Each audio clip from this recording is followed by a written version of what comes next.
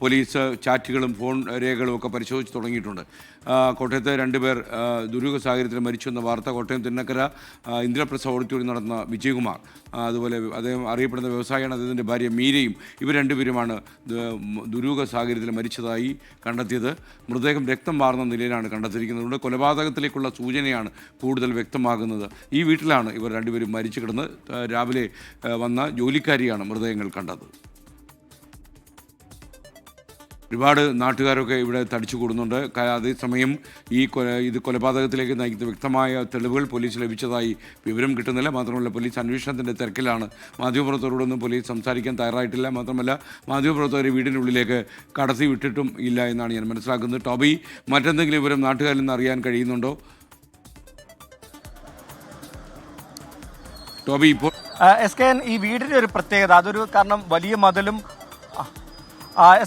വലിയൊരു മതിലും ഗേറ്റുമൊക്കെയുള്ള ഒരു വലിയ വീടാണ്. അതുകൊണ്ട് തന്നെ ആളുകൾക്ക് ഇതിൻ്റെ ഉള്ളിൽ നടക്കുന്നത് എന്താണെന്ന് അറിയാൻ സാധിക്കില്ല. പലരും ഇപ്പോൾ ഇവിടെ നമ്മൾ സംസാരിച്ചപ്പോൾ പലരും ഇവിടെ കേട്ടറിഞ്ഞ് വന്നവരാണ് കൂടുതലും നിൽക്കുന്നത്. തൊട്ട് മുൻവശത്തായിട്ട് കടകളൊക്കെ ഉണ്ട്, പക്ഷെ അവിടെ CCTV ഒന്നും തന്നെ കാണുന്നില്ല. അപ്പോൾ ഇവിടെ നടന്നത് എന്താണെന്ന് നമ്മൾ ഇവിടെ വന്ന് പ്രാഥമികമായി അന്വേഷിച്ചപ്പോൾ ആർക്കും ഒന്നും തന്നെ വ്യക്തതയില്ല. ഒരു വേലക്കാരി രാവിലെ വന്ന് അന്വേഷിക്കുമ്പോഴാണ് ഈ കൊലപാതക വിവരം പുറത്തറിഞ്ഞത്. അവർ ഉള്ളിലുണ്ട്, ഈ ഗേറ്റിനുള്ളിലുണ്ട്. പോലീസ് വിശദമായി അവരെ ചോദ്യം ചെയ്തുകൊണ്ടിരിക്കുകയാണ്. എന്തായാലും അതിനുശേഷം അവർ പറഞ്ഞ മൊഴിയുടെ അടിസ്ഥാനത്തിലാണ് പ്രാഥമികമായിട്ടുള്ള അന്വേഷണങ്ങൾ പോകുന്നത്. അതിനപ്പുറത്തേക്ക് ആർക്കെങ്കിലും ഇതിൽ പങ്കുണ്ടോ, അതായത് കൂടുതൽ ആരെങ്കിലും ഇത് കണ്ടിട്ടുണ്ടോ, അല്ലെങ്കിൽ സാക്ഷിമൊഴികളുണ്ടോ എന്നതടക്കമുള്ള കാര്യങ്ങൾ പരിശോധിച്ചുകൊണ്ടിരിക്കുകയാണെന്ന് വേണമെങ്കിൽ നമുക്ക് പറയാം. പല ആളുകളും ഇവിടെ എത്തിയിട്ടുണ്ട്. നമുക്ക് ചേട്ടാ, ഇവിടെ ഉള്ളവരാണോ? ഇവരെയൊക്കെ നേരത്തെ അറിയാവുന്നതാണ്? ഞങ്ങൾക്ക് അറിയില്ല. ഞങ്ങൾ ഇതൊക്കെ ജോസ്കോക്കാരുടെ വീടെന്നുള്ള ധാരണയിലാണ് ഞങ്ങളൊക്കെ നിൽക്കുന്നത്. അല്ല, ഞങ്ങൾ അറിയുന്നില്ല. ഇവരോട് എല്ലാം ഇവിടെ പ്രൊഫസറുകളാണ്. ഞങ്ങൾക്ക് കൃത്യമായിട്ടൊന്നും അറിയില്ല. കൊലപാതകമാണെന്ന് പറയുന്നു. കൃത്യമായിട്ടൊന്നും അറിയത്തില്ല അതിനെക്കുറിച്ച്.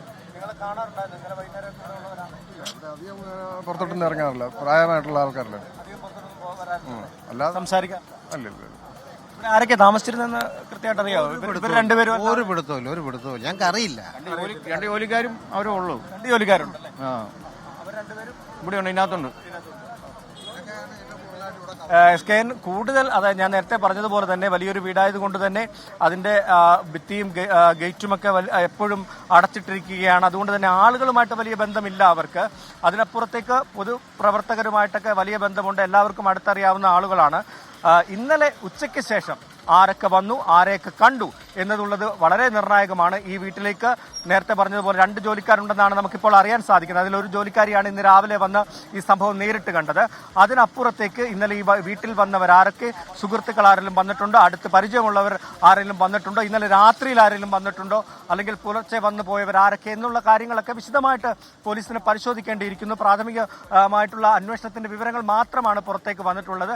ഒരു 1.5 മണിക്കൂർ കഴിഞ്ഞതേ ഉള്ളൂ. അതുകൊണ്ട് തന്നെ ഈ ശാസ്ത്രീയ പരിശോധനകൾ കൂടി കഴിയുമ്പോൾ കുറച്ചുകൂടി വ്യക്തത വന്നേക്കുമെന്നാണ് നമുക്ക് മനസ്സിലാക്കാൻ സാധിക്കുന്നത്.